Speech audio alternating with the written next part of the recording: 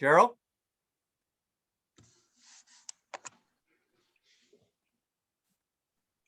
Turn your mic on. Your mic is off. And turn your mic on, Gerald.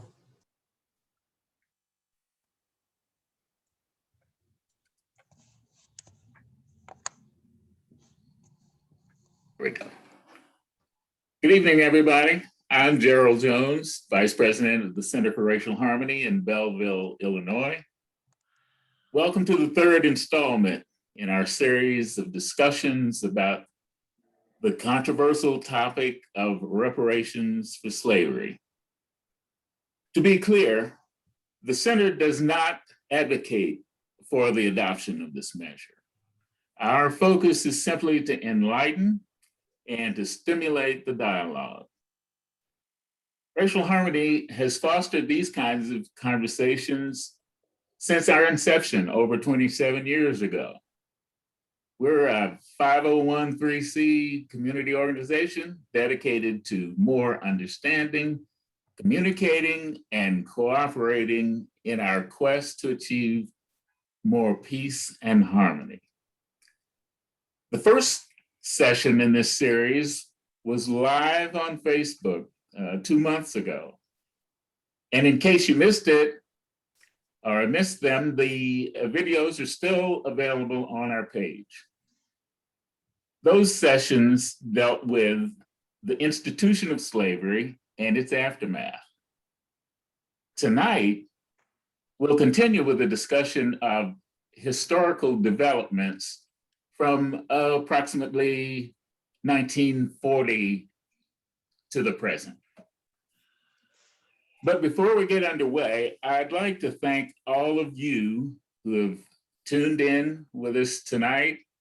And I'd also like to thank the members of the Board of Directors of Racial Harmony, the Planning Committee, and a special shout out to our technical specialists who have all been instrumental in making this program possible.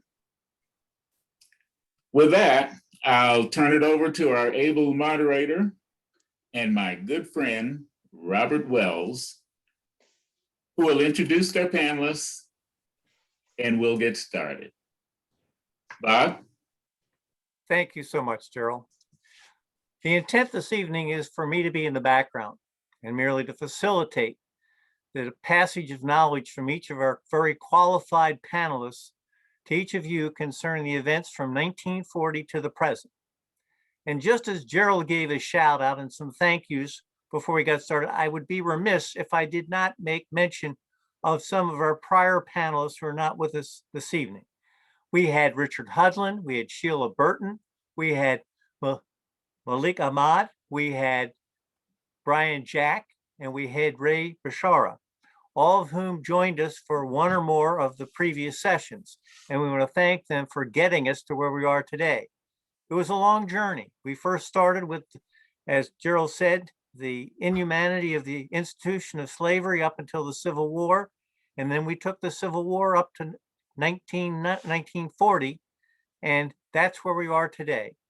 The purpose of this discussion is to give you some insight on the individual and cumulative effects of some of the events and some of the practices, some of the procedures, and some of the laws that you may not know about that existed between the Civil War up until the present time and when those laws actually changed. Some of us have a conception that some of these things changed eons ago, and it really wasn't that long ago that some of these things were in practice. With that said, it's my privilege to introduce to you tonight's panel. We have A. Wayne Jones, who is adult education. He not only has a Ph.D., he has an MBA and a BLS in organizational development.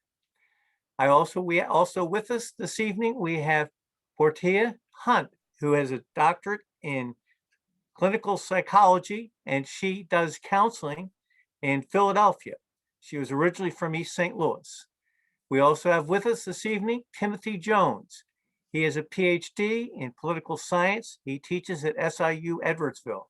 Also joining us this evening is Todd Swanstrom, who has a PhD in political science. He is a community collaborator. He is also a public policy, and he's at the University of St. Louis, University of Missouri, St. Louis, UMSL, as we would call it. And we're happy to have him on board with reference to what's going on. I am going to try to go through some of the events during that period of time, and I'm going to ask the panel to jump in with those things. One of the first things that really has cropped up through all that period of time is transportation.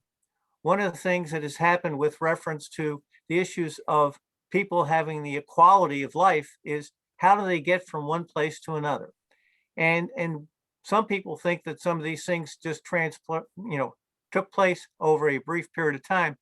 But starting back in 1941, there was a US Supreme Court case which dealt with the Interstate Commerce Clause. Then in 1944, there was the Philadelphia transit strike. Then we also had US Supreme Court invalidating the Virginia Code, which was a separation of white and colored passengers. Colored was, of course, a term of art at that day.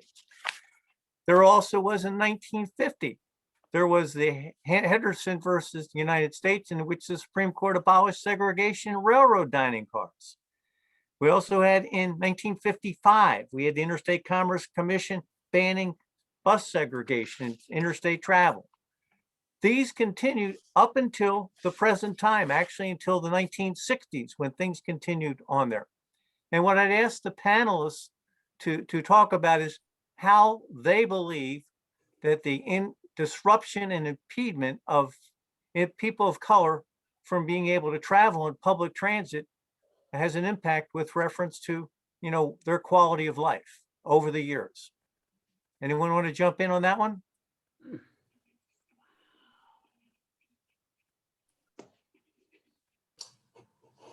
Bob? Oh, go ahead. Oh, go ahead. No, please. Go ahead, Todd. Okay, this is going to be a little bit at an angle, Bob. I was just going to say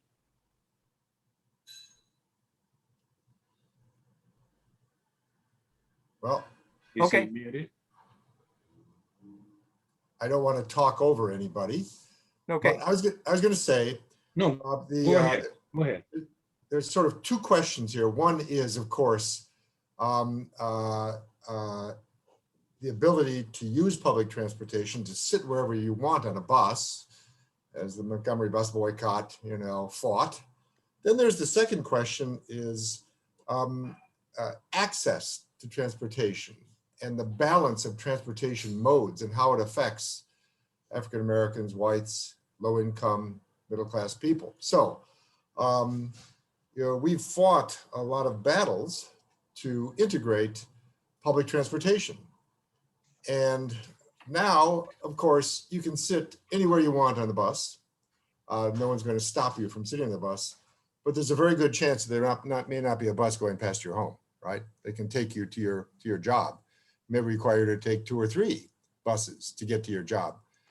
So there's a complex set of circumstances that have happened since the Montgomery bus boycott and since the court struck down segregation on public transportation, which is the dominance of the automobile, the fact that our public transportation is geared toward the automobile, and the vast majority of federal and state funding goes to highways, not to public transit, and how this disadvantages lower income people and people of color. And another thing, which I don't want to get into deeply here, Bob, but I'll just mention it, which is when we built the interstate highway system, it slashed through African American communities, displaced tens of thousands of African American households. There were almost no rights to relocation benefits. Individuals got about $60, right, in relocation benefits in the original program.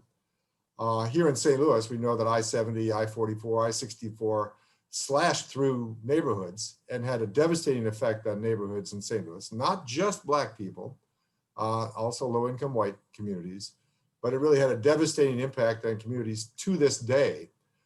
In the Biden administration a few months ago proposed spending $20 billion to take out some of these highways, like the highway that slashed through New Orleans in the Treme district of New Orleans and devastated that community in New Orleans.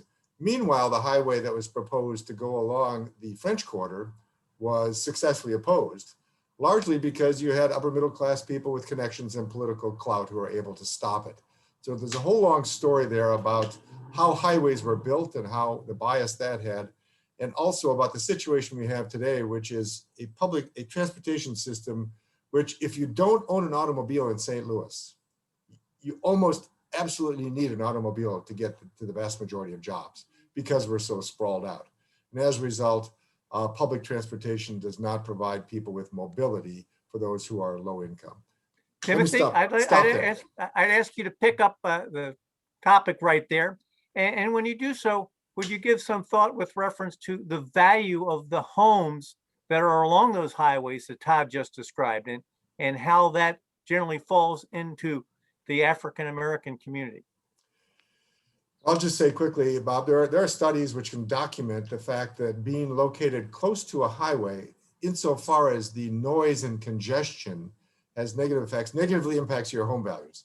Now, actually being pretty close to a highway could be an advantage, right? Because you can get on an interstate and maybe get someplace quickly, but you don't want to be within the sort of noise pollution, congestion pollution that occurs along interstate highways. So you can do a study, and you can do a objective hedonic model, it's called, in statistics, to show that if you live along a highway. The original highways were built in low-income neighborhoods. The studies that I have seen, and I read about this recently, is that the original Green Book that planned out the interstate highway system did not specifically target Black communities.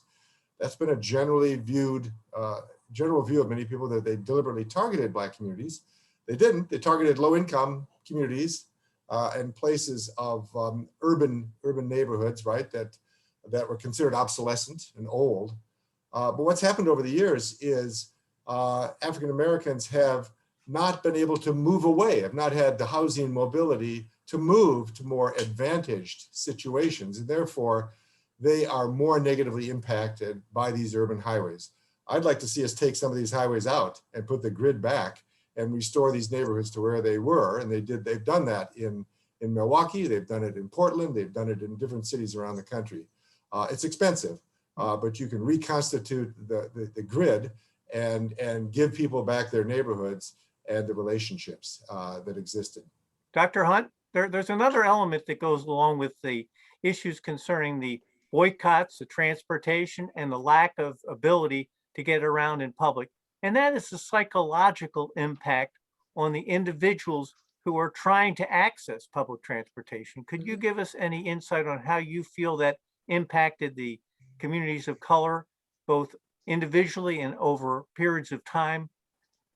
Yeah, there's major impacts. When I go home to East St. Louis, I'm amazed that the highway was built over the city. Built over the city. One impact, I think, in terms of getting to places where you work, is a lot of people, because there's no reliability on public transportation, end up getting there late because they can't guarantee that they will be able to go there on time. The psychological impact is there's a lot of stress that you experience before you get to work, a lot of stress. And it's not related at all to the work that you're doing. I think that when I think about my own personal experiences growing up there, I can frequently remember my parents trying to get to St. Louis to get to jobs. And transportation was always a major, major issue, especially since my mother did not drive a car. So you see that transportation, and here in Philly, I'm working with a group called Ride to Work. We have the same problems. Most of the jobs are out in the suburbs. People cannot get there. And so a lot of opportunities go by the wayside. And I think that the impact on housing has also been catastrophic, because your houses can't sell for what you could probably get for them if they were in an area that had more services available. And I think that it impacts depression, it impacts people feeling a sense of hopelessness, or they end up stuck in jobs that go nowhere, where there's no advancement. So I think there's a lot of problems that the transportation grids, or lack thereof, has had on cities. I was also thinking about, since we were talking about the 1940s, the Pullman car porters and the rail system, how that was a major transition. A lot of African American men who worked as Pullman car porters eventually lost their jobs because of that, and because of the changes in the culture. It's very complex, isn't it? It's very complex. It certainly is. Yeah.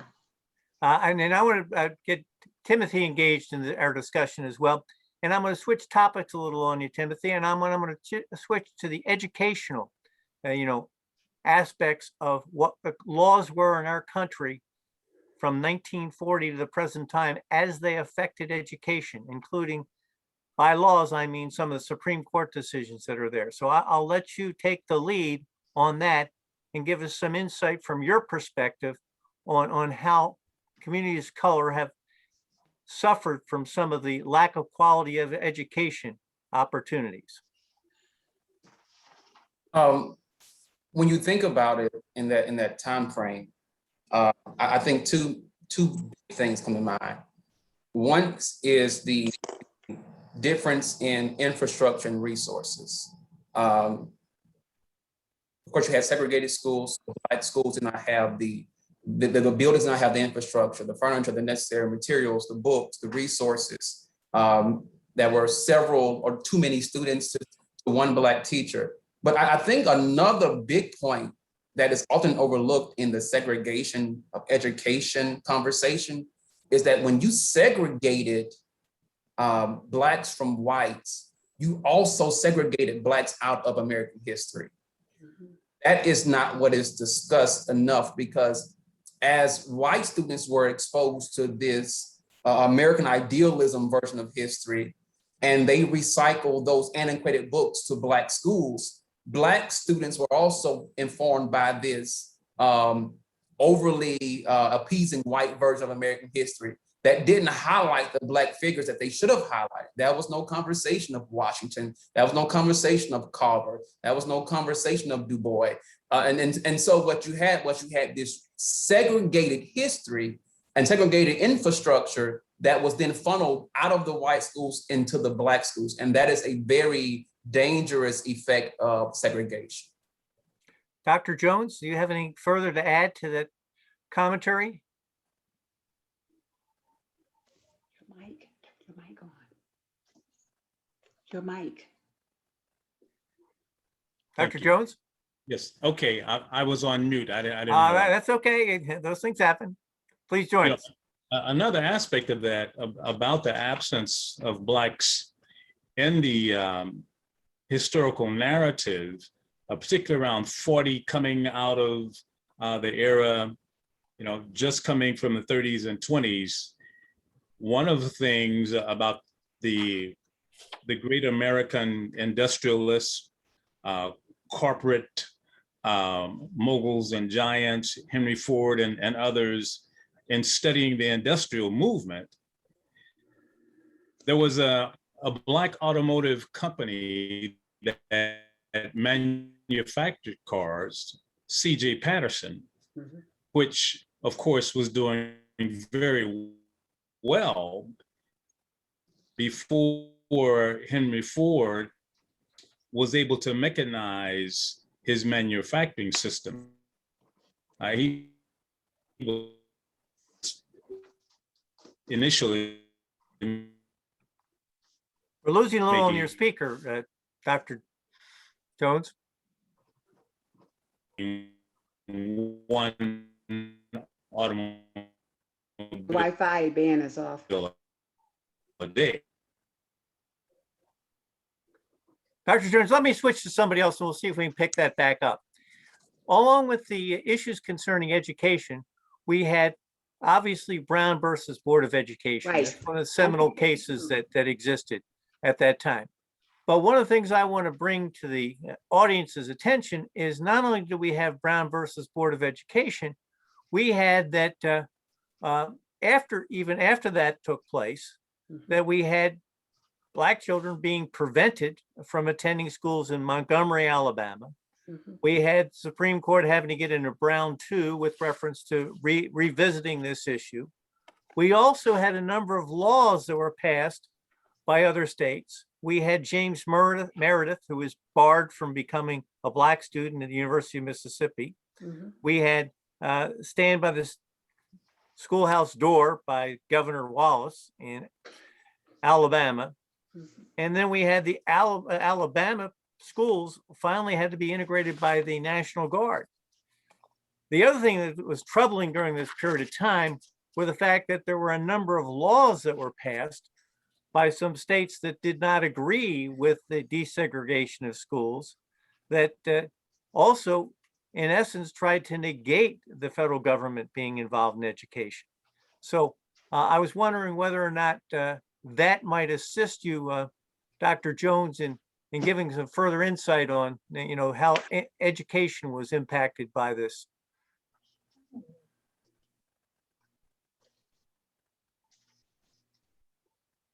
I don't see him. Well, Dr. Hunt, you're there. Why don't you speak up for us? Yeah, Clark versus Clark. Not Clark versus Clark, the Clark and Clark Dow studies. There were wins and losses. What was lost was the tremendous contribution that African-American teachers made to training Black kids. A lot of them lost their jobs to white teachers who were not invested in educating Black children. And so resegregation took a hold in a lot of those schools. Also, there was a divestment in public education, and you see that going on right now. The government and the certain groups are trying to pull out of the involvement in public schools. And so the money is following a lot of people, wealthy people, into private schools. And so what you end up having is kids being lost in that whole trap. When I think about my own education, one of the bright things that happened to me in East St. Louis was I had teachers who cared. And what I see happening now is that there's a whole group of teachers who have no idea about the racial history, about the impact of racism, or about Black culture, trying to force Black children into paradigms that are suited for Euro-American children. And they keep them out of the school. When you speak of that, what you're describing, what is the paradigm? What is the impediment you believe that arises by reason of the fact that they may be teaching in a culturally insensitive way? It's more than insensitivity, it's ignorance to Black culture. Yeah. Well, enlighten us, please. And not valuing African-American culture. That's another major part of it. And a sense of arrogance about it. I've trained maybe 800 teachers. There's an organization called NABSE, the National Alliance of Black School Educators. We have, in essence, a high percentage of teachers and superintendents who are in urban areas who have a disdain for children of color. And I see the impact of that when I began to look at the legacy. They call it the school to prison pipeline. I would think it's a family to prison pipeline, because you have a lot of parents who are actually locked out and who might not know how to even engage the schools. I think that the laws are set up in such a way as to mask what the problems are. There's no reason why our educational system should be as backward as it is, and how we have this whitewashing in some states of wanting to not teach white children and African-American children about the legacy of racism in this country. I think it's horrendous. Before we get into that deeper, could you help us out with reference to your specific specialty? And that is, how can you describe the impact on the students of color of what you've just described, the trauma that puts them through by having some of these problems? Well, a lot of African-American children become invisible. They either become invisible or they experience educators and teachers treating children as if they are adults and not children. And so what I have observed in working with lots of teachers in this area is that there's a sense of, I don't need to know about this stuff because it doesn't affect me. And then you start noticing the patterns that happen with Black children being suspended more, having more problems in terms of their behavioral issues. There is not a sense of being able to translate culture as it affects education. There's been a lot of work done in this area. There is a woman, I kept trying to remember her name. She's a linguist and she studied language patterns of Black children. And when she works with teachers, she teaches African Americans and teachers to translate urban language into standard language by appreciating the language that they already speak that comes from their mother tongue. And so you start seeing these interesting kind of warpings of things that happens with Black children. And I think because of that, we have a proportion of African American families who want to be colorless and not teach their children about the history of slavery and the impact that it's had on them psychologically. When I have worked with clients and I get them to go back over the ways that they were traumatized in schools, many of them talk about being treated as if they are invisible by their teachers. And once that trauma occurs, what is the impact on their ability to pick up the academic curriculum that is trying to be advanced? They end up feeling marginalized if they don't practice standard English and writing, because we do have two different languages in the sense of African American language and also standard language. I think that they end up feeling inadequate in adulthood, a sense of not being good enough and always feeling on the edge as if they're going to be caught. That whole imposter syndrome starts to happen with a lot of Blacks that I've worked with who are adults who've gone back and tried to look at the impact of their education on them. There's Timothy? also the notion that a lot of children end up in white situations where they are the only person of color. And then that's another whole battle that they have to fight. The other issue is with African American boys, how they get marginalized and kind of forced into a paradigm of being delinquent. And so the complexity of all that needs to be sorted out. But I think that we need to make a new investment in getting educators of color into education. There's a real shortage of African American teachers in schools, and African American men, there's very, very few of them educated in education. When they do get into education, they get marked to handle the discipline problems that the white teachers can't deal with. Okay, I want to get back to, I was going to get you, Tim, but I understand Dr. Jones is back online. So Yes, had some connectivity. that's okay. You know, those things happen. We'd like your insight again on the issue. We're talking about education right now concerning the impact that education has had and the lack of quality education with reference to the communities of color. Yes, that's a real, it's a very severe issue, because as Portia was indicating, that when Black boys come into the classroom, particularly at secondary and elementary, there is an underlying objective or motivation to socialize rather than educate. And what happens? They're looked at as, before anything, as potential troublemakers or troublemakers. And so they tend to be the ones who are slated for the EIPs, other suspension, disciplinary. So what happens? Before 6th grade, many Black boys have a very negative experience, unless, of course, there is the home support, and unless they're made aware of what's going on systemically, and unless they've been made culturally aware, made culturally confident, and understanding who they are going into the school system.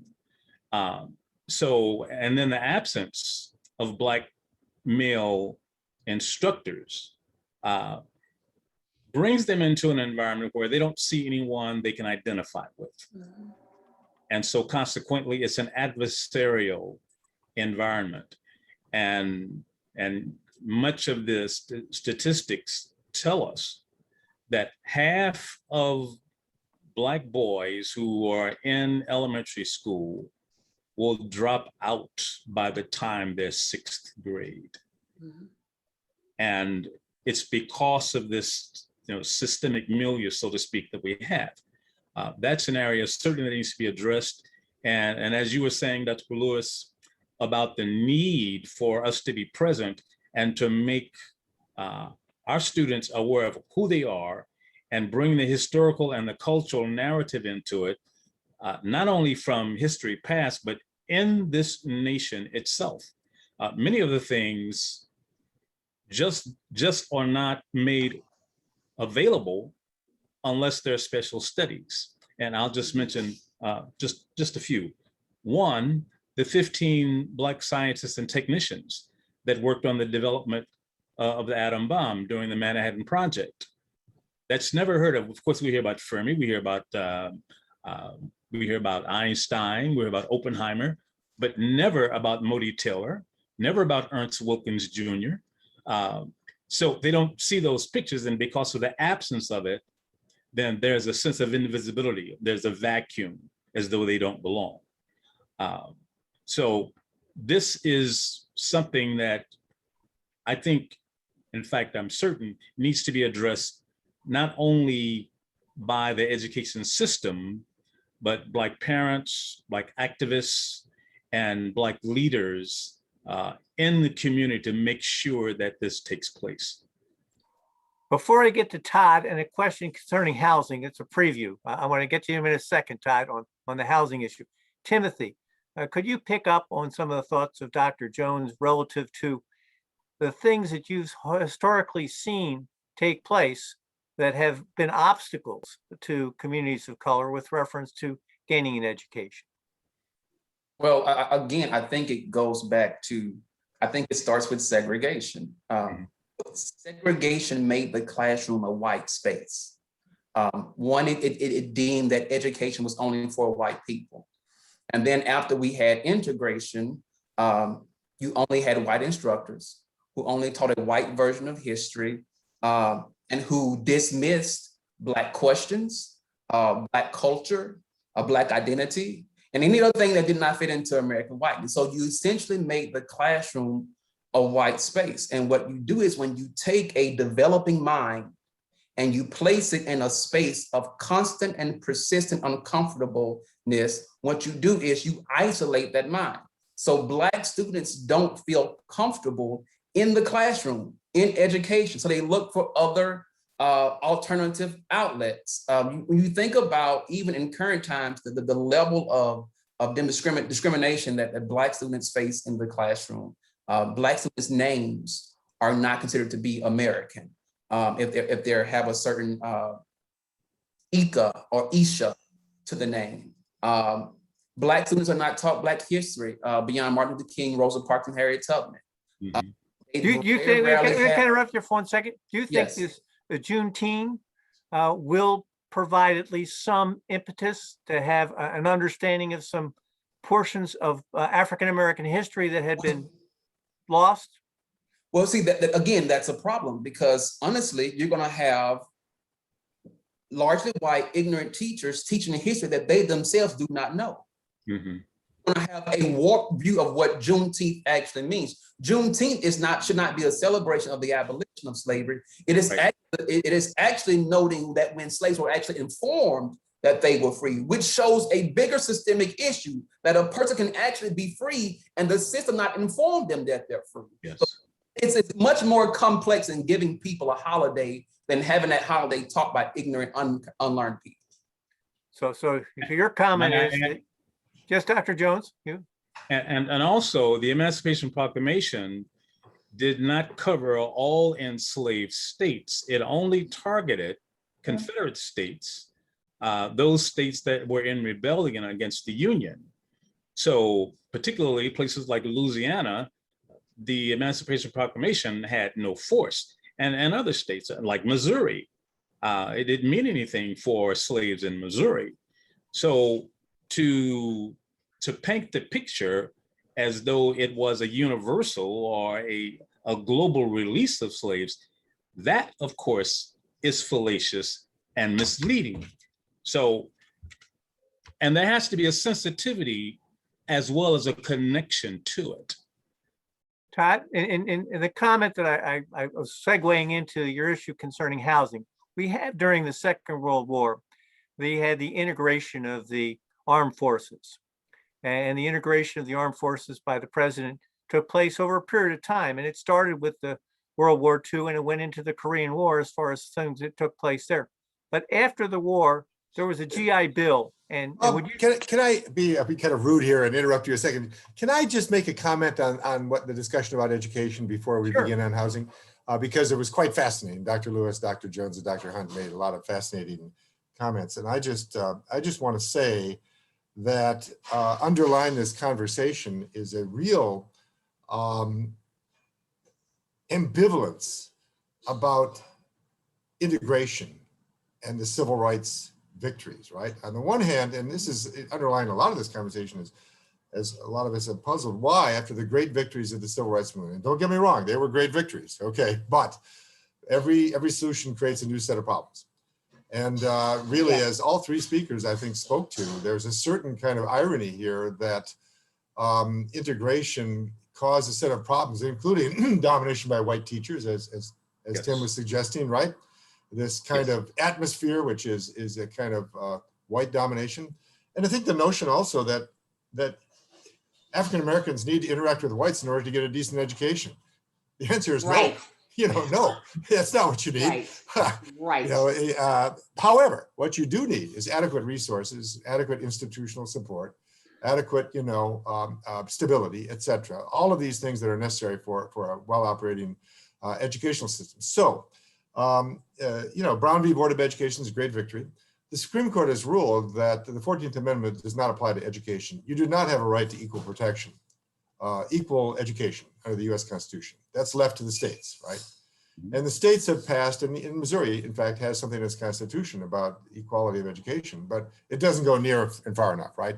Because you've got districts that spend far less per pupil, but that's only half the problem. The fact is, if you have a school in which you have large numbers of families in poverty, single parent families, instability, turnover in some schools in St. Louis is 100% in a year. That is to say, you get more children coming into and out of the classroom in a year than there were originally kids in the classroom.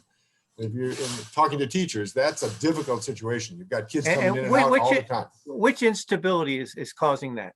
That's housing instability. Okay, That's people who lose their jobs, can't pay their rent, Yes. their house is collapsing around them. It's a whole series of things, but hyper vacancy, hyper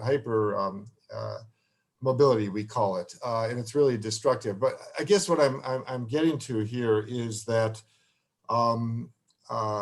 integration is a double-edged sword. Yes. And what's happened recently, and Dr. Hunt may want to speak to this, but what's happened is that American schools are as segregated as they were in the 1960s. But it's not because people are deliberately sending Black kids to Black schools and white kids to white schools. The segregation now is across school districts, not across schools so much, right? So that you have school districts, they're entirely white, and school districts are entirely Black. Of course they can't be integrated, right? But here's the real crux of the matter as far as I'm concerned, and this is where I stand, and we might have a disagreement on this call, but I think economic integration is more important, which is to say having the resources to run a decent school district is the key underlying issue surrounding a lot of these things, so that we have local control of schools. And as I was listening to the three speakers, if you had a well-funded, stable school district with good leadership, which is locally controlled largely, although states sometimes interfere, I will say that. I don't want to get states off the hook here, right? But you could run a school system which would lift up Black history and lift up Black culture, right? And if it's adequately funded, stable, institutionally strong, et cetera, I think you could address some of these problems. But I think underlying this is that wealth has moved away, right? That there's been a siphoning of wealth. So you can look at the tax base per capita, property tax base per pupil in the St. Louis metropolitan area, And you've got a difference that is on the order of thousands of %, right? That's property tax base per pupil.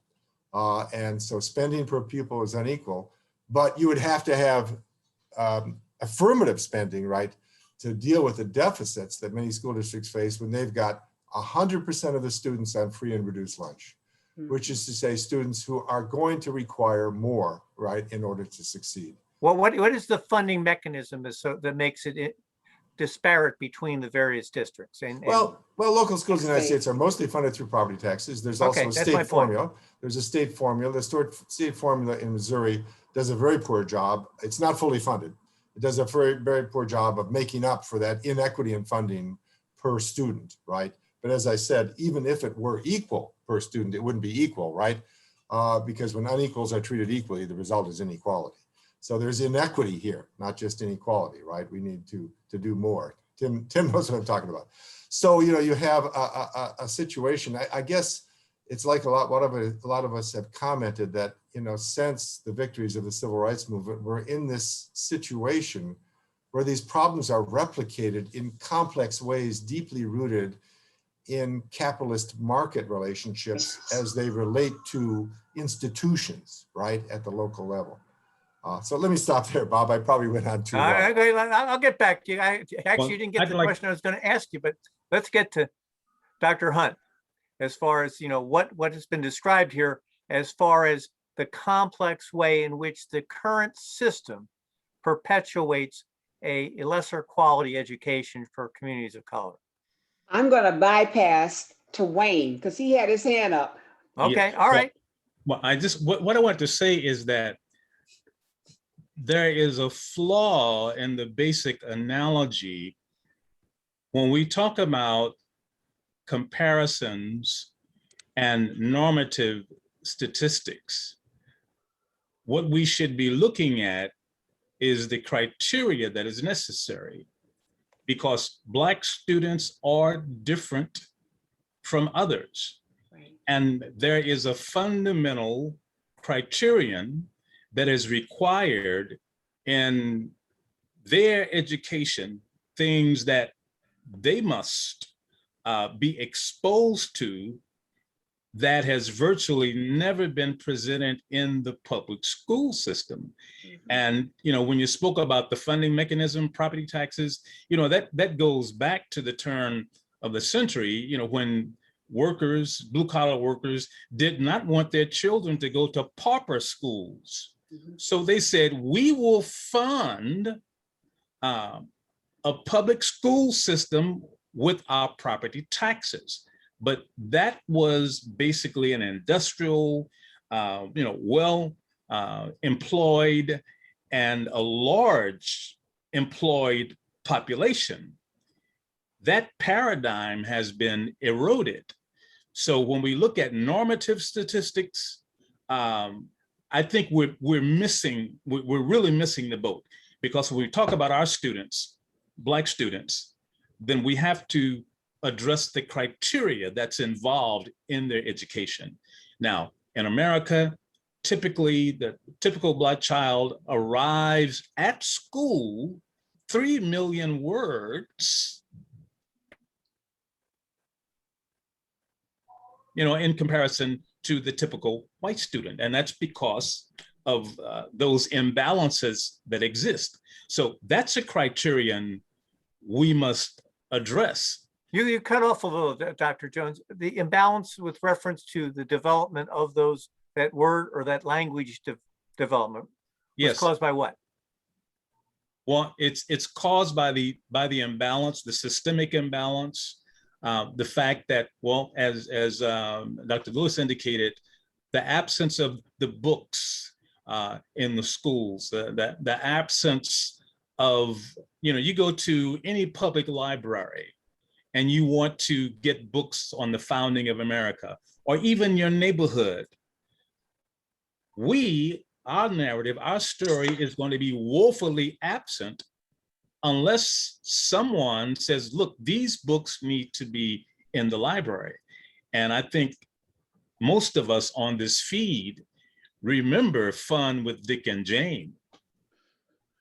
And I never could figure out what the deal about Dick and Jane was about, or Spot for that matter. It didn't relate to me. But I had parents that read to me at home. And my image of my father, who passed on in 2010, was reading. I talked to him, he'd tell me things, and my mother, she'd read to me, he'd read to me. So we grew up in a household of readers. So that was not unusual. I'll make this one observation and then I'll be done. Some years ago, I worked for World Book Encyclopedia. So I marketed encyclopedias to various neighborhoods. And there was a distinct difference in the University City neighborhood, Clayton neighborhood, and in other neighborhoods such as Kenlock and North City. Mhm. The primary thing when you walk in the home in many of the North Side, North City homes, you did not see a bookcase, a bookshelf, you didn't see books. You might see a comic book, but you didn't see serious reference material. But it was a given in other communities. Now, that has to do with more than just family taste. It has to do with a culture that was perpetuated. Culture of poverty. And that's part of the criterion that we need to look at and be very mindful of when we talk about education for Black students. Mhm. I call it the culture of poverty. Yes. And that's part of, so it's more than just changing the taxes and all that stuff. It has to do with, there's an ingrained system that we share, that we've learned Yes. over the years. Yes. And when you think about the schools also, the whole desegregation work was built around the contact hypothesis, which means if you get Black kids in Mhm. contact with white kids, then Mhm. Yeah. everybody will get better, or everybody Yes. will become educated, which was a false construct, I think, for looking at how Yes. education happens. The undergird of all this says to me, again, that African-American culture is not valued in the Mhm. same way. So you can Yes. change people's names, you can get them to speak the kings or queens language, but the bottom line is that color and social class. Yes. And social class is really taking a back seat on this whole diversity movement. It's an important one. It is. And I think that when we start trying to peel back and understand the complexities of all this, that it starts with dismantling white supremacy Yes. as Yes. a value. It's got to start there. Yes. That's my opinion. Yeah. Well, as you were speaking to that, the whole notion of Black and white in America, it comes to us from colonial legislation, Virginia, Massachusetts. And so the Irish came to America and then they became white. And so this label of white, if we're going to talk about, say, reparations or any equity in this nation, we have to deal with those labels because they are fictions. And that fiction is the font, if you will, of much of the ongoing disparities, injustices, and inequities that we experience. One of the things, again, the actual reparations and the concept of reparations is further down the road. Right now, we're looking at the obstacles to why we have the lack of generational wealth taking place. And there have been a multitude of those things. And I'm going to turn back to Todd.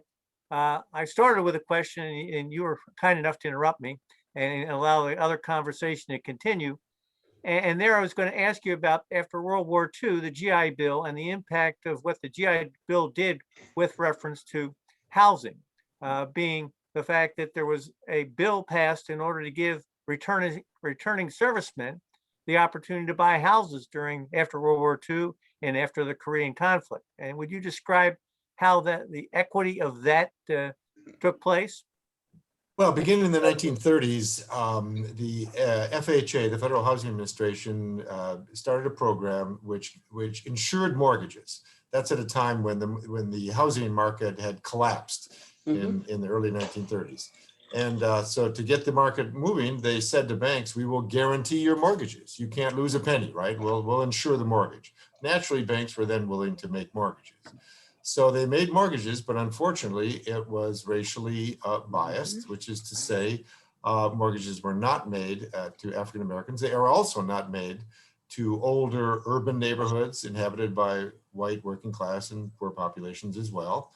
So they discriminated against older neighborhoods. They discriminated against neighborhoods that didn't look like suburbs, right? That had nice, nice suburban homes with picket fences, but had a mix of homes and businesses. And they discriminated against African Americans as well.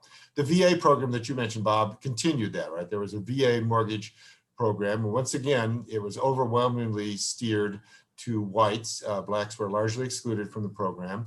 You had places like Levittown, where many whites were able to purchase a home in Levittown for about $8,000 with a low interest mortgage. I think the payment was something like, $80 a month. Right. Those homes now, I just looked it up in Levittown, those homes are worth now about $500,000, about $470,000 to $500,000. Now, naturally, people have expanded on those homes. They've fixed them up, right?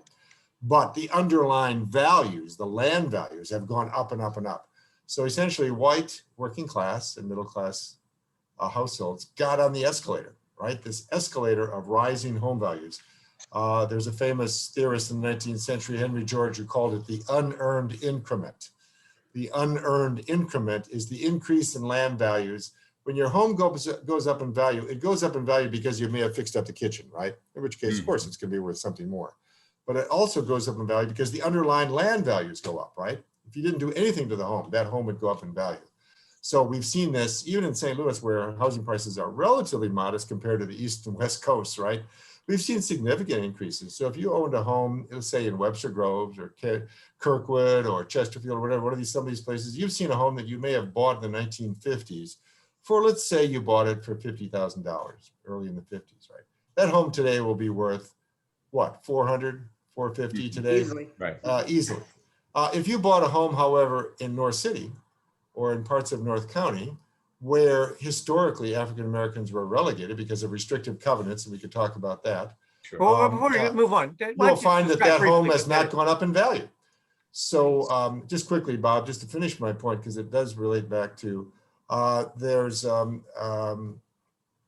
book called The Color of Money about discrimination in housing, and it does discuss St. Louis. And he specifically, Richard Rothstein is talking about, has written about Ferguson and the making of Ferguson. But essentially what he says is that it would be fair from a purely, kind of fact-driven, objective point of view, to take some of the money that whites have earned by being able to purchase homes in advantageous parts of metropolitan areas and say to a Black person who was relegated to communities that did not experience that kind of escalating land values, right?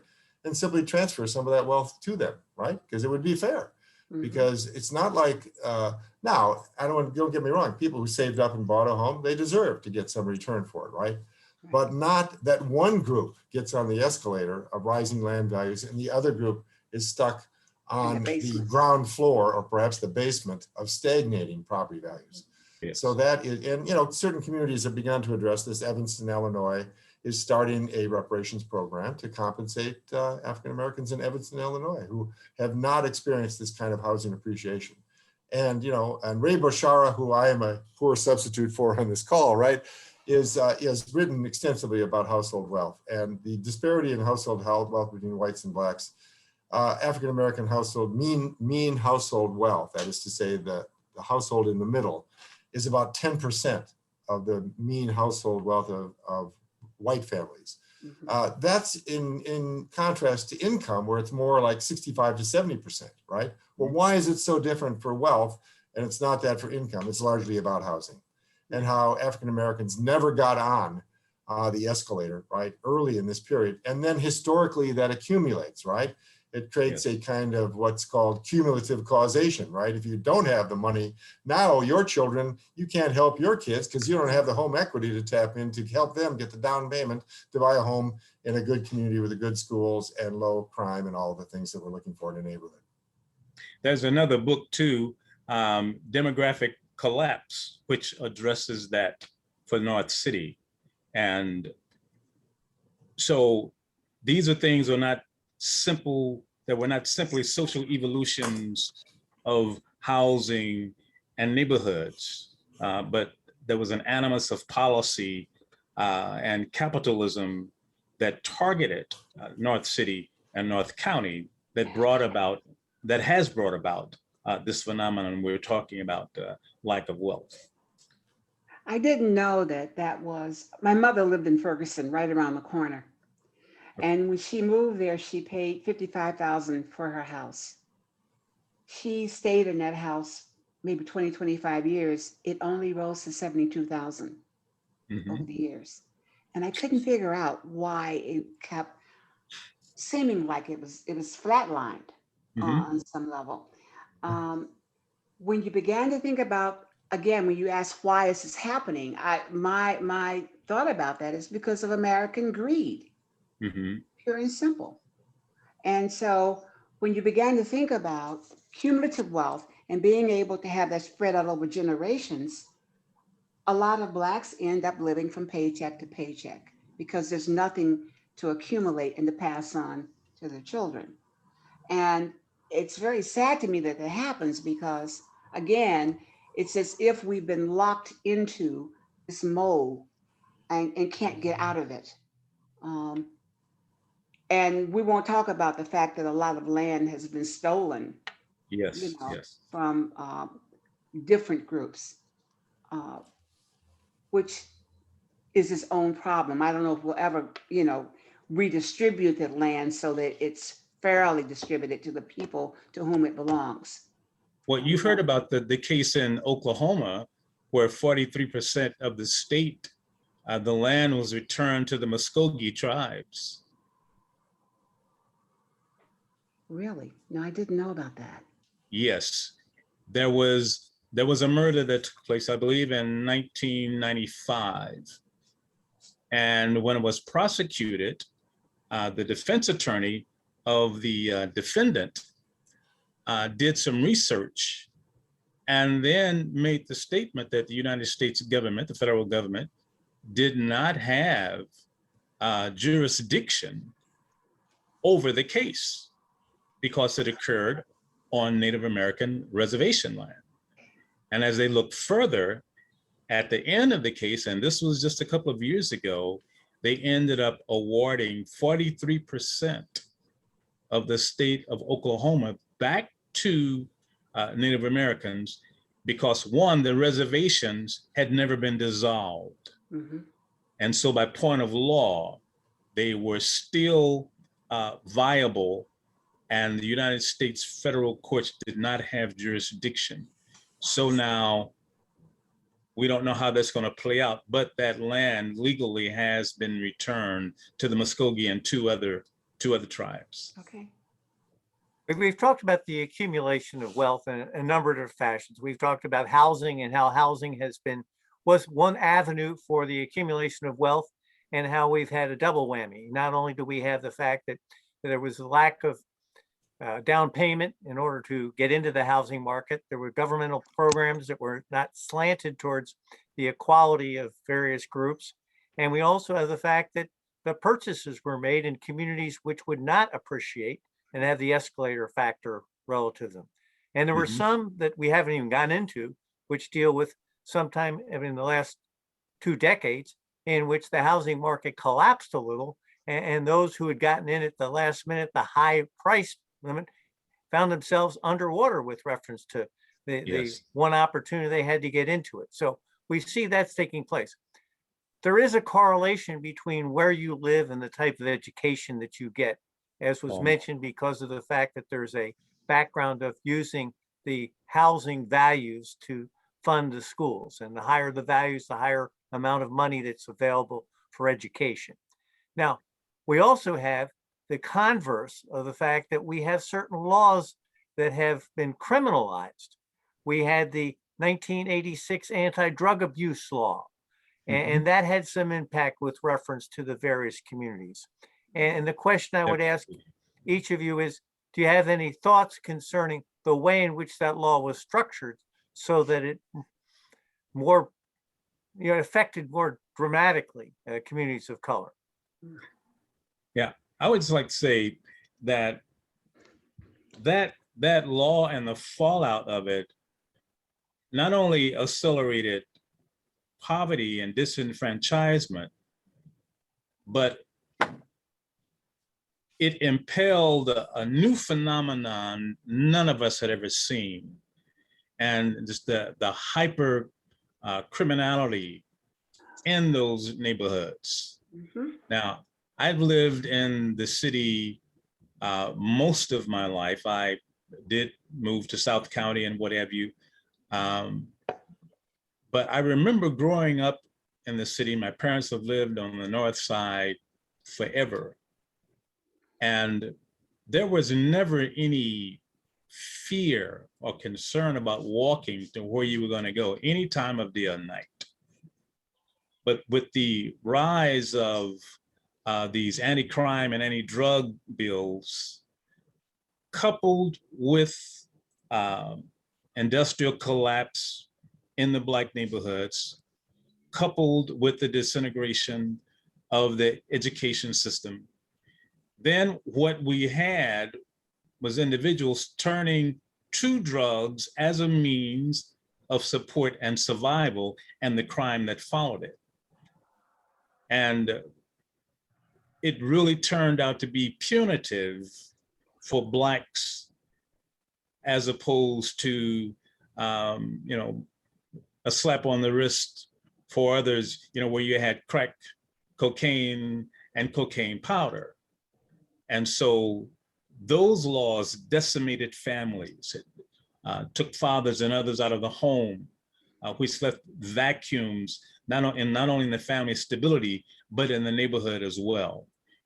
So that law, one of them, was one of the chief reasons behind what we see continuing in the city and the area today. The young people today and this generation can't even imagine a time when children could just play in the street and play on the sidewalks without sense of danger, without being victim of drive-by shooting or just random bullets. The Moynihan Report also did that. The Moynihan Report, Yes. earlier in the 60s, and you got the 80s coming up, a double whammy. Yes. Let me give hopefully some background context and then some technical context about the Anti-Drug Abuse Act of 1986. If we look at the cultural and the legal context leading up to the 1980s, we see something that is very intentional in this legislation. So coming out of the 70s, you had certain segments of the American population that felt deprived. And it's not the segments you think. White people felt deprived. Because in the 1970s, you had the rise of the gay and lesbian movement coming out of Stonewall in 1969. So you had gays being more visible in academia, publishing literature, holding political office like Harvey Milk out in California. In 1993, the American Psychological Association no longer listed homosexuality as a mental disorder. But also you had a lot of Black progress in the 1970s. You had the development of the Congressional Black Caucus in 1971. You had the Shirley Chisholm. Then you had even cultural things like Hank Aaron breaking Babe Ruth's home run record. So what you had all this progress happening outside of the white racial identity. So that was this fear, and this fear was largely by conservative white heterosexual people that they needed to do something. So focusing just on this bill, politicians, elected officials, framed something called the conservative reclamation. It was a legitimate movement of the 1980s to reclaim what they considered white America. And so what they did was they created a solution where there was no problem. There was no drug epidemic in the 1980s. As a matter of fact, Pew Research in 1985 did a polling, and only 6% of Americans, that's single, percent of Americans thought that drugs were the #1 issue in the. But what they did was they created a solution. The Anti-Drug Abuse Act was very technical. It made a distinction between crack cocaine, Yes, it is. powder cocaine. Yeah. Crack cocaine, which was largely in the Black community, and powder cocaine, which was largely used in the white communities. Mhm. It made a particular manifestation of the same drug more immoral and thus deeming of more punishment under the criminal code system. So again, that was no problem, but that was no solution, no problem, but they came up with this solution. And that's why you had Blacks incarcerated at a higher rate. The University of Iowa says that the rate of Black people incarcerated under the Anti-Drug Abuse Act to white people was 100 to 1. That is staggering. And it's all because the drug was in a different form in the communities. That's been changed somewhat by some modifications of the law now, but has the damage already been done? Is there Yes. still an after Yes. effect of it? Yes. Irreparable. Yeah. The So damage many is young not men only have lost their lives. the damage has not only been done to the families, but when you look at now the culture of policing, there's a greater tendency to criminalize Black people doing the same offenses that white people are doing, because now you've created a culture where even if two people are both partaking in the same criminal offense, it is more wrong for the Black person to do. Now, the issue that we're confronting today has to do with some issues that have been more pronounced over the last 5 years, and that is policing. And it's not to say that the issues didn't exist prior to that time, but they become more in the forefront. And I think it's been fair to say that there's a greater recognition of a broader populace today than there were 5-10 years ago as to some of the policing aspects that are of some concern. And what I'd ask each of you to consider is there some thought that you have as concerning whether or not we have reached a point where there's a more constructive dialogue as to what can be done in order to resolve any of the friction between the police and the African-American community? Now, I have some opinions about that. Well, it's not opinion, but I mean, I'm asking you, is No, there some way to resolve the difference Yes. or describe Yes. what caused the difference? I think And I'm there not asking for fault. I'm not, No. I don't want to get into blame. All I want to get into, this is what has prompted this to rise to this level. And these are some of the things that might help resolve it. Well, I have to me, there's a context, okay, that needs to be pointed out. After Abraham Lincoln died, Andrew Johnson got in and started the Jim Crow movement. Mhm. After Obama was in, Trumpette gets in and starts all of this other stuff happening. I think that what needs to happen, and Robert, I'm kind of ignoring your Well, warning. I'm concerned about that too, because I I'm don't not want gonna this to go be a off. political I'm gonna go discussion. off, but I want this discussion to be dealing with the I get events, you. the consequences, and the impact, not, Right. not casting aspersions on anybody. And I'm not defending anybody either. All I'm simply saying, let's get to the cause and let's get to the way in which we may get around the cause. One of the causes is we recruit police officers from the service and from other areas that have historically came out of the Klan movement to keep Mhm. Black people suppressed. I think that one of the solutions is to pass a law where public servants cannot endorse political campaigns. To me, that would be a very simple thing to do, that if you are in law enforcement, you cannot endorse any political candidate. All right, I'm okay. Any other thoughts? Tim, do you have a Let, thought? let- Yeah. let me give some history that is factually based, and then some current context that is factually based. So in 1704, the Carolina colonies created the first patrol, and it was the slave patrol.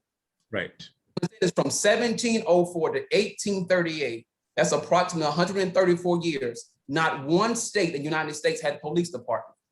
And the reason they did not have police departments was because the presumption was that white people were inherently moral good citizens, and there was no need to enforce the law or force them to comply by the law.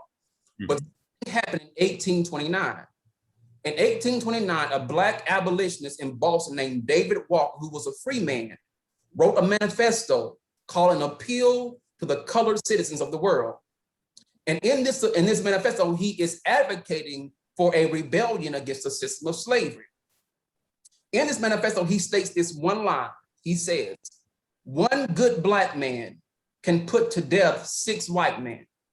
Needless to say, Walker was found dead within a year, but that one phrase from a Black man to call for the insurrection against slavery rippled through the United States. And in 1838, Boston created the first police force with the sole intention of protecting white people and property from the possible insurrection of Black people. That is the basis of policing in the United States. It is to protect whiteness. Now, if we transition to the current context, that still exists. There's a bigger problem. That problem is training. The average time of training for a police officer in the United States is 6 weeks. It takes longer to get a license to cut hair than it does to become a police officer in the United States. That is a serious disparity in terms of the amount of training and technical expertise that we put into a system that is designed to protect and serve, but was originally created for the protection of white people and white property. So I'm hearing from Dr. Hunt, the fact is that we've got some issues relative to what we are dealing with, where we recruit and the political structure of the police department. And what you're describing is the training of the police department. Are there any other characteristics or attributes The police, of the way in which we are dealing with our policing today that we could change? well, the police are not screened. I mean, they've been given the MMPI, and the paranoid scale is the one that they use to judge whether or not an officer is ready, to go into the police force. But we have lots of instruments out there now where we can begin to screen the potential for people causing violence once they get into the police department. There's very little screening that goes on with that. That's one area. Dr. Hunt, are there any police departments that use any of the screening techniques that you're describing? Would you believe that Camden, New Jersey is doing that? Well, I'll believe it if you tell me. But Camden, I'm New just Jersey. saying, are there some, and what are the really characteristics that they're using? The crimes in Camden have dropped tremendously because they have the police officers working in the community. There's been a radical change. They got rid of all of the stuff that was the people that were causing problems. Philadelphia, for example, is not a city that would look like that because we still are hiring people who have a history of either trauma or abuse or something that's happened in war that gets transferred over. There's Okay, no can I interrupt you for a second? Because I think you're making another point, but I think you're expressing a little differently. And that is the fact that police officers transfer from one district to another, and sometimes the errors of their ways in one community don't get transferred to the next, and it do get transferred to the next, and we don't have a way of trying to weed them out. Is that something that you're suggesting? And internally, the officers know who they are. Yes. When I watched the MOVE incident happen in Philadelphia, I work with that community. Okay. It's very interesting. Okay, Dr. Jones, you were going to say something. Okay. Yes. And the issue of accountability. In every other professional position, individuals who are public servants, they're held to a code of accountability. But American police in Black neighborhoods and communities are not. As a matter of fact, it is seemed to be anathema to talk about holding them accountable. It's interesting, there was a scene from the movie with Samuel Jackson and McConaughey in it. A Time to Kill, was it? Yeah. Yeah. And he's giving his summation to the jury, and he describes the events, and they're completely nonplussed until he says, now I want you to close your eyes and imagine she was white. That was the shock of it. Now, so because so many Black young men and women and others are just really not only disrespected, but devastated, killed, there is an underlying sense that the white police officers or police are not accountable for brutalizing Black residents. And in so many instances, they're not even guilty or suspicious of anything, but the fact that they're Black. And as Dr. Lewis indicated, yes, you know, the first police force in the country was a slave patrol. And that was the case for the first police force in St. Louis. It was called the Black Patrol, started with 6 officers, and their job was simply to maintain, to keep Blacks free and slaves off the street after a certain time of night, not to let them gather in certain numbers. And when they saw how successful it was, they went from 6 to 26. That's St. Louis. So what we see is a continuation of that culture. And that has to be addressed. And it's never been addressed by any police department in this region that I know of.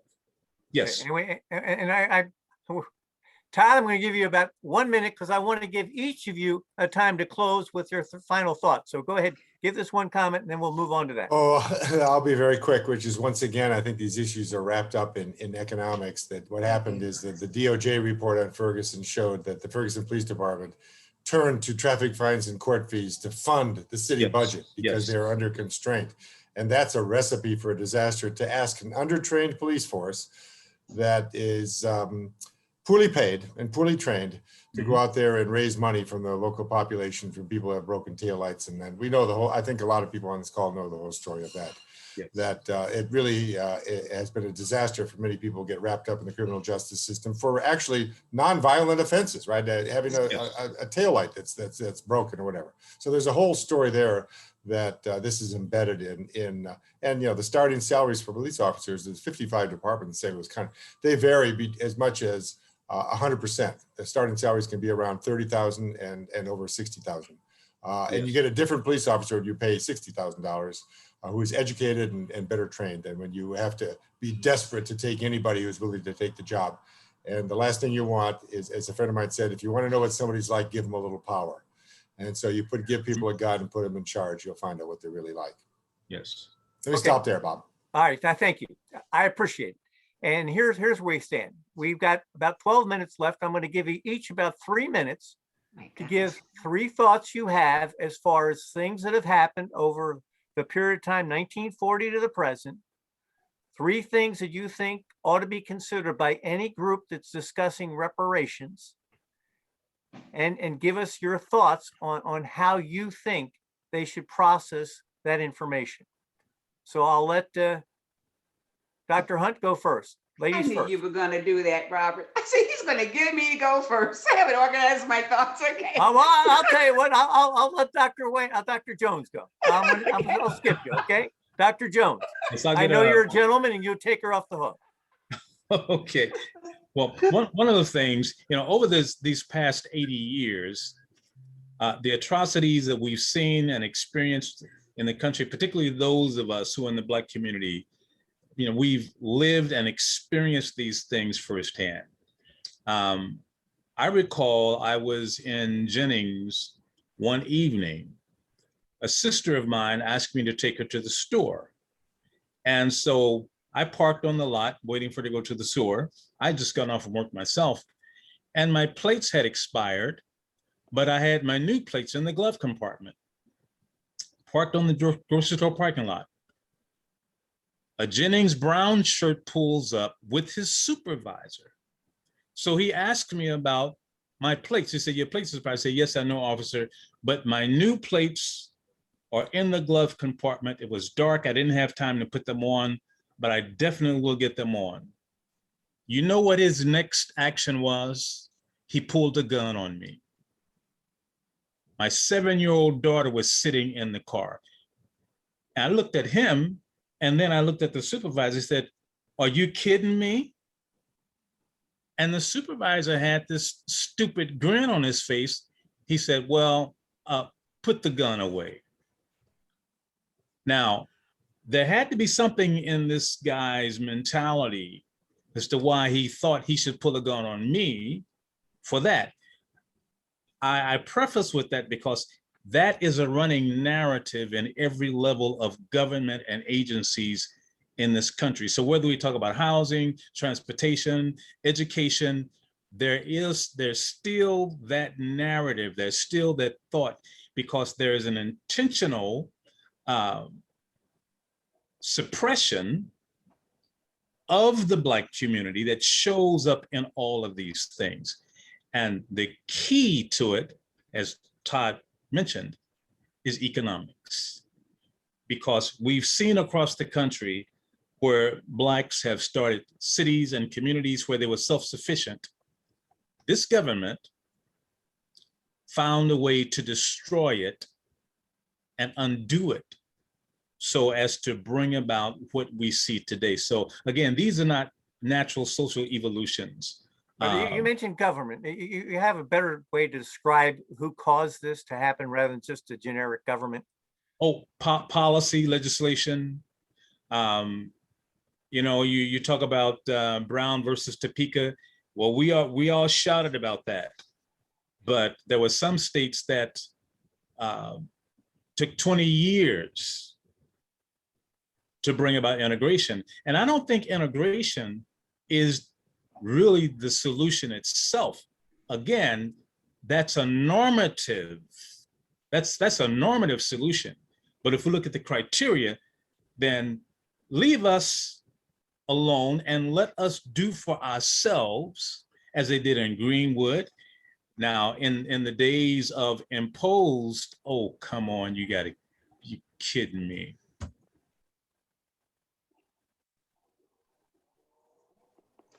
Okay, I'm sorry. Here in St. Louis. I'm gonna need to get to Dr. Hunt. I need to give everybody a chance to speak. Okay, So, let me make this one last statement. certainly.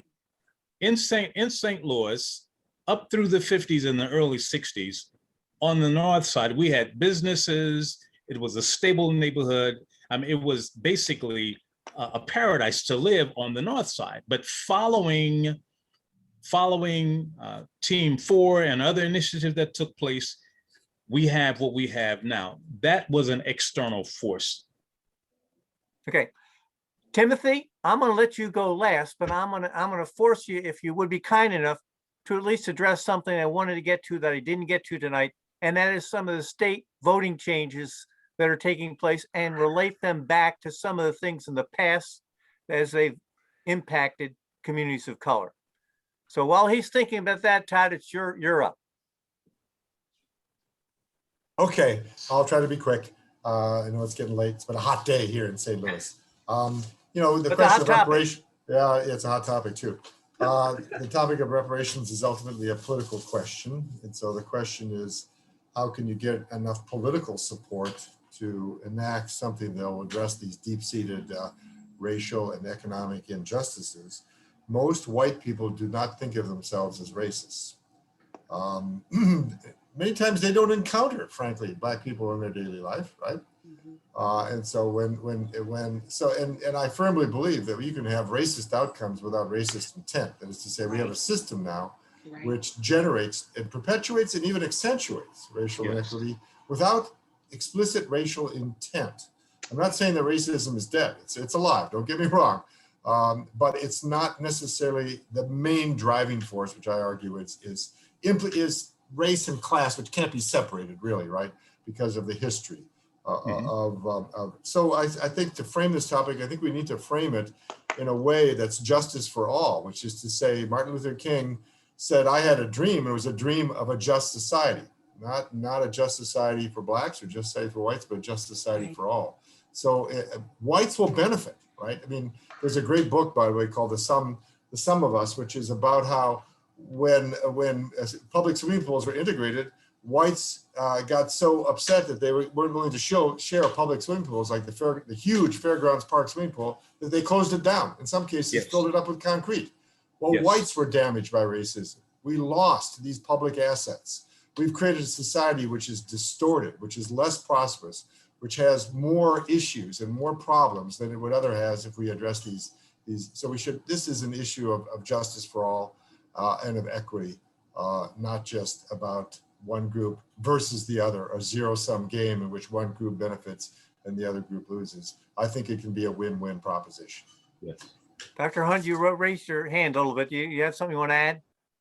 Well, yeah, I was thinking that what needs to happen on a community level. And this is the reparations piece needs to happen to communities instead of Yes. individuals. Yes. My issue about Evanston is that they're saying they're dealing with reparations, but what they're doing is saying, okay, we're going to give you this money and we're going to tell you how to spend it, and we're going to give it to the banks to be in control of reparations. And I'm like, bull crapola. That's Another not bailout. reparations. It's Right. not reparations. Okay. Well, what form? What are you suggesting is one of the factors why there should be reparations? Because the fact that our groups were annihilated, people of color have been annihilated for generations out. I think the basis of that is greed and power, and that needs to be dismantled in a way. And I'm not talking about socialism. When I was listening to Todd talk, I wanted to scream out, don't you be talking about critical race theory. Because that's what you were describing. It's the whole notion that it has to be broad-based. Any of the changes that happen has to be broad-based, because when that happens, then you got everybody buying into it. Right now, we don't have that. It's now seen as we're giving something to people of color to pay them back because they've drained us. And I'm like, no, keep it. But just get out of my damn way and let me do what I need to do. Get out of my way so we can begin to deal with wealth building in our communities. You're not giving me anything. What I'm getting is what you owe to me.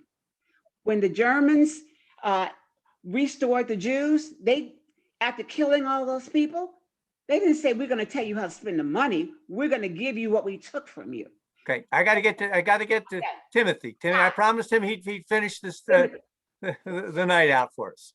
Please. I'll try to be under the 3 minutes. All of these series have been a conversation about reparations for the horrors of slavery and Jim Crow. And a lot of times when you ask people or propose the idea of reparations to people who are against them, they come back with the phrase, that was so long ago. In reality, it really was not that long ago. Most of our parents, if not some of us, actually lived through the end of the legacy of Jim Crow. So it was not that long ago.